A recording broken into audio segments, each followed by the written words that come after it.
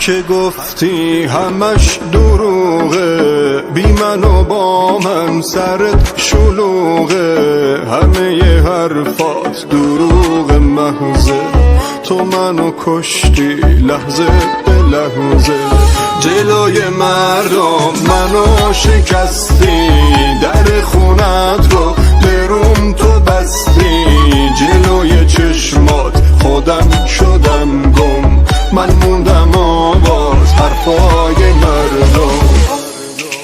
تو دروغ گفتی به من، گفتی دوستم داری، تو منو خواستی واسه روزای بیکاری، تو منو بازیچه ی حرفای خود کردی، فقط میتونم بگم که خیلی نامردی.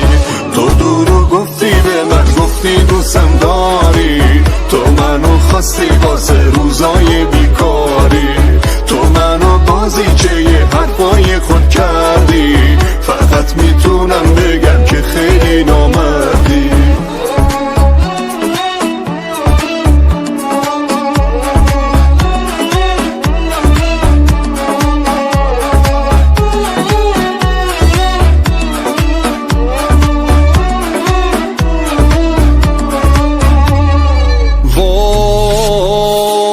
تو پر از دروغ، پر از هوا هوس بودی، وای تویی که برای من حکم نفس بودی، وای خدا جون منو بگیره یا جون تو، وای راضیم به کسی که بریز خونه تو.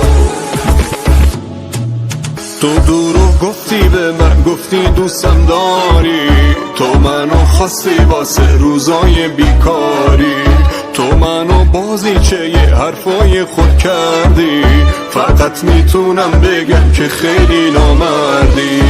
الهی کی مثل خودتو پیدا شه، زندگی تو مثل من از هم بپاشه، دیگه نتونی سر تو بالا بگیری، روز و شباتون همش دعوا و درگیری.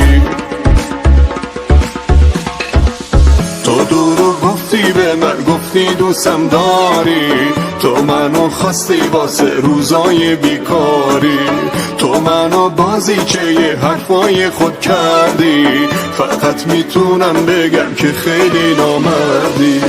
الهی کی مثل خودتو پیدا شه، زندگی تو مثل من از هم بپاشه، دیگه نتونی سر تو بالا بگیری،